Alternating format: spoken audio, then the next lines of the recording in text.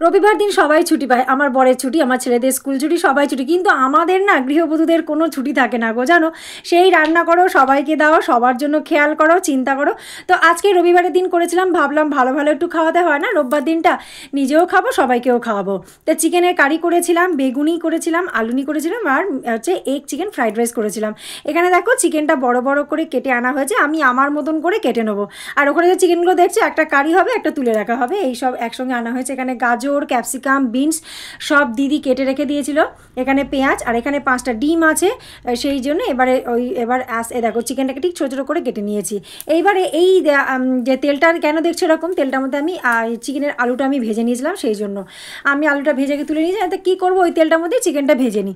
তো চিকেনটা ভেজে নেবো এরমভাবে, আর এই চিকেনটার মধ্যে দিয়ে দেবো হচ্ছে নুন দেবো, হলুদ দেবো, আর লঙ্কার গুঁড়ো দেবো।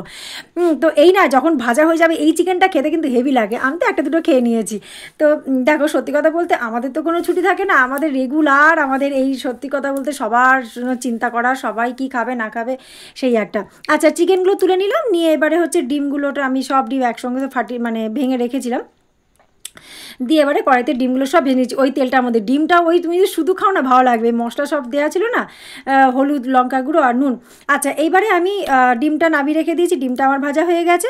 এবারে গাজর আর বিনস আর পেঁয়াজগুলো সব একসঙ্গে দিয়ে দিলাম, দিয়ে ভাজা করে নিলাম, একটু নেড়ে চেড়ে নিয়ে তারপরে আমি নুন আর ক্যাপসিকাম দেবো। নুনটা কেন কম দিলাম জানো, ডিম ভাজাতেও নুন ছিল, চিকেন ভাজাতেও নুন ছিল, এবার ভাতের মধ্যে ভাতটা হয়ে যেতে তারপরে আমি নুন ছড়িয়ে দিয়েছিলাম। তো তাই জন্য আর বেশি নুন দিলাম না, বেশি নুন দিলে আর জিভ না খসখস করে, ভালো লাগবে না খেতে। আচ্ছা আগে আমি কি করলাম দেখো, চিকেন আর ডিমটা আমি আগে মিশিয়ে নেবো ভালো করে একসঙ্গে, ওদিকে ততক্ষণ ভাজাটা হয়ে যাক, ভেজিটেবল ভাজাটা। তো এবার মিশিয়ে নেওয়ার পরে আমি তারপরে এবার ওই দেখো ভেজিটেবলসটা হয়ে গেল, এইবারে আমি এর মধ্যে দিয়ে দেবো, দিয়ে এগুলোকে সব মিশিয়ে নেবো। কড়াইতে যেহেতু তেল লেগেছিলো, সেই জন্য ভাত খানিকটা তুলে ওর মধ্যে দিলাম, দিয়ে আমি ওই তেলটা ভালো করে মিশিয়ে নিয়ে আমি আবার বিয়েতে দিয়ে দেবো, দিয়ে ভালো করে এই মেশানোটা কিন্তু খুব ভালো, মানে এই মেশানোটা যত তুমি ভালো করে মেশাবে তত খেতে ভালো হবে। যদি আমি শুধু ভেজিটেবল রাইস করতাম তাহলে কাজু কিশমিশ দিতাম, বাট এটাতে চিকেন দেওয়া আছে, ডিম দেওয়া আছে, সেজন্য দিলাম না। চিংড়ি দিতে পারতাম, তাহলে মিক্স রাইস হয়ে যেত। আমার বড় ছেলে তো অ্যালার্জি আছে, সেই জন্য আমি দিলাম না, একে ডিম খাচ্ছে আবার চিংড়ি, সেজন্য সারাক্ষণ গা চুলকোতেই থাকবে।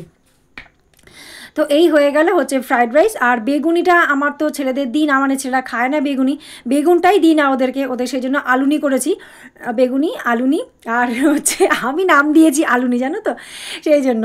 আচ্ছা আমি যে বাচ্চাদেরকে সবসময় আগে খেতে দিয়ে দিই, তো বাচ্চাদের বড়টাকে দিয়ে দিয়েছি, ছোটার এই থালা সাজাচ্ছি। বেগুনি দিলাম না, দুটো আলুনি হয়েছে, দুটো করে আলুনি আছে, এদিকে স্যালাড কাটা হয়েছে, শসা, পেঁয়াজ আর কাঁচা লঙ্কা দিয়ে, এটাও দিদি কেটে মেখে দিয়েছে। তো সেই সব করে রাখা হয়েছে, আর এখানে বাচ্চাটাকে খেতে দিয়ে দিচ্ছি। আর এই যে চিকেন কারিটা করেছি, এই রেসিপিটা তোমাদের দেখাবো, তবে আজকে না, কালকে। তো তোমরাই বলো আজকে কমেন্ট করে কেমন হয়েছে পুরো ব্যাপারটা, তোমরা অবশ্যই কমেন্ট করে জানাবে। ভালো লাগলে লাইক করো, শেয়ার করো, আর চ্যানেলটিকে সাবস্ক্রাইব করে পাশে থাকার অনুরোধ রইল। তোমরা বন্ধুর মতন পাশে থেকো, ওই যে বলে না একতাই বল, তা তোমরা পাশে থাকলে আমি সত্যি কথা বলতে এগিয়ে যেতে পারবো। তো আজকের মতন টাটা বাই বাই, আবার আসবো নতুন কোনো ভিডিও নিয়ে শেয়ার করতে। তো চলো টাটা।